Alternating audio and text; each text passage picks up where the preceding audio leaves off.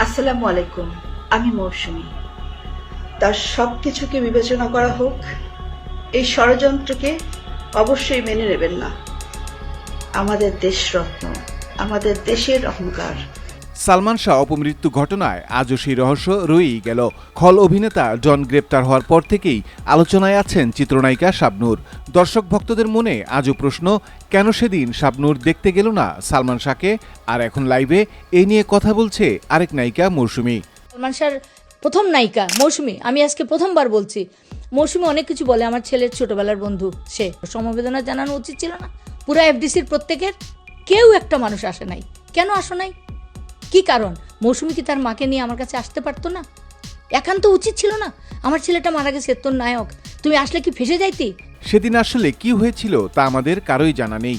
সালমান শাহের মা নীলা চৌধুরী একের পর এক অভিযোগ দিয়েই যাচ্ছেন স্ত্রী সামিরার বিরুদ্ধে। এবার মুখ খুলেছেন নায়কের ছোট ভাই। তিনি বলেন, সেই রাতে সামিরা আমাকে ৫,০০০ টাকা হাতে দিয়ে বলেছিল, যাও তুমি বন্ধুদের নিয়ে ফুর্তি করো। সালমান শাহকে মারা যাওয়ার ৩ থেকে ৪ মাস আগে সামিরার সঙ্গে আমার বাবা মা বাংলাদেশে গেছে। সামিরা, আপনি যদি আজকে এই অনুষ্ঠান দেখছেন, আপনি জানেন এই ঘটনাটা ঘটেছে। আমার বাবা মা পলিটিক্যাল কারণে মৌলভীবাজারে ছিলেন। আমাকে গাড়ির চাবি দিয়ে সামিরা বলেছিল ৫,০০০ টাকা দিয়ে যে, ভাইয়া তুই যা, ব্যবসায় তো আছে কিছু নাই, তুই গিয়ে আনন্দ ফুর্তি কর। আমাকে গাড়ি দিছে, আমি গাড়িও নিছি, পয়সাও নিছি, বন্ধু বান্ধব নিছি, আড্ডায় বের হয়ে গেছি। যখন আমি ফেরত আসি ঘরে, পয়েন্ট টু বি নোটেড, যখন আমি ফেরত আসি ঘরে, ভাইয়া আমাকে ফোন করলো, আমার গাড়ি অ্যাক্সিডেন্ট হয়েছে সেদিন রাত্রে। এবং যখন আমি আসি, এসে দেখি যে আমার ভাইয়ের গলার মধ্যে একটা দাগ ছিল। রাইট? সামিরাকে সে কি অবস্থায় বাসায় কার সাথে পেয়েছে আমি জানি না, বাট আমার ভাই যেটুকু বলেছে আমাকে, সামিরাকে সেই দিন রাত্রেই তারা ঘর থেকে বের করে দেওয়া হয়েছে। বাড়ির ভিতরে যেই ইস্কাটন প্লাজার সম্বন্ধে যেখানে সালমান শাহর মরদেহ পাওয়া গিয়েছে, সেই বাড়িতে সালমান শাহ মারা যাওয়ার আগে তিনটি জিন চালান করা হয়েছিল। সামিরা এবং এই যে আজকের যে আমাদের যে একজন মহিলা যে এসেছেন রুবি নামে, তিনিও জানেন এই সম্বন্ধে।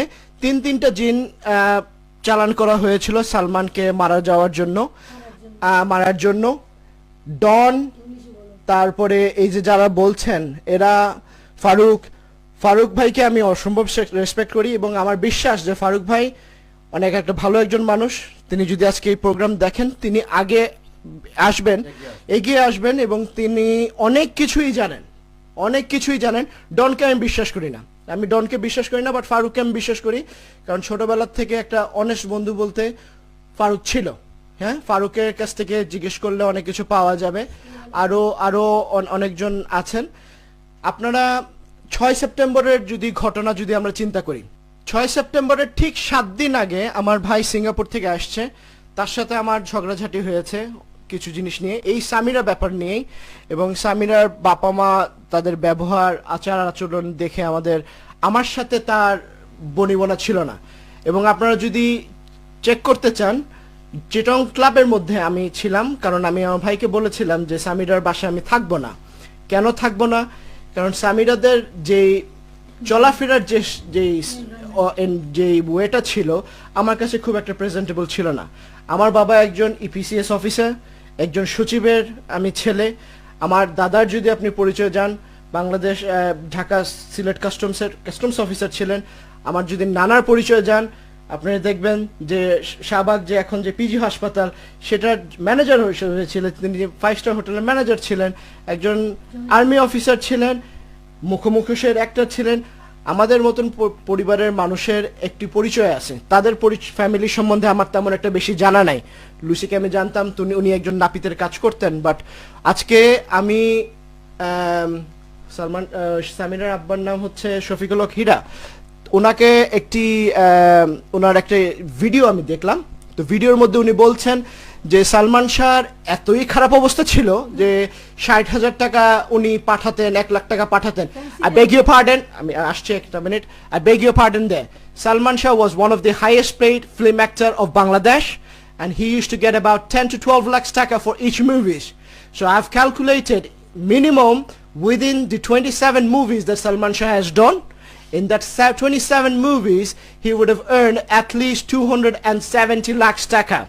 In 4.5 years period, when he was been in the film industry, he would have made at least 5 to 6 lakh taka every month for his own expense, right?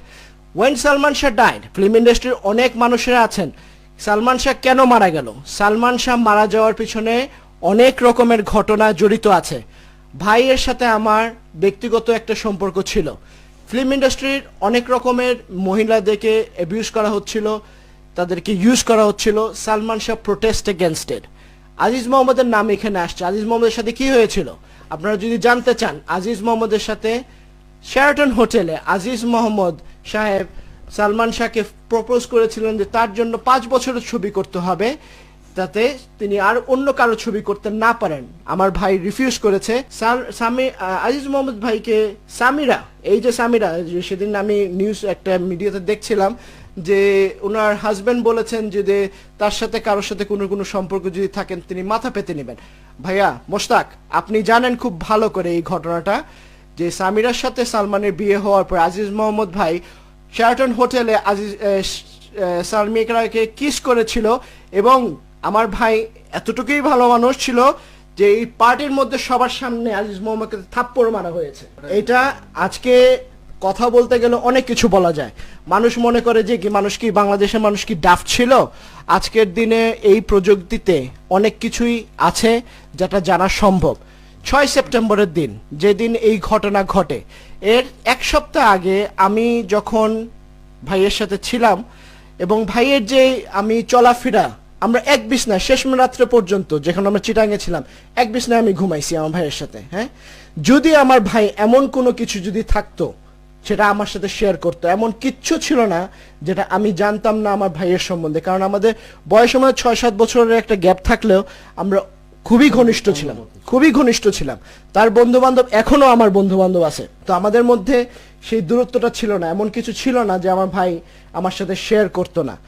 6 September যখন ঘটনা ঘটলো, আমরা যখন বাসায় ঢুকলাম, প্রথমে ঢুকে আমরা কি দেখি? সালমান শাহ একটা বেডের মধ্যে শুয়ে আছেন, হাফ প্যান্ট পরে, তার শরীরে কোনো গেঞ্জি নাই।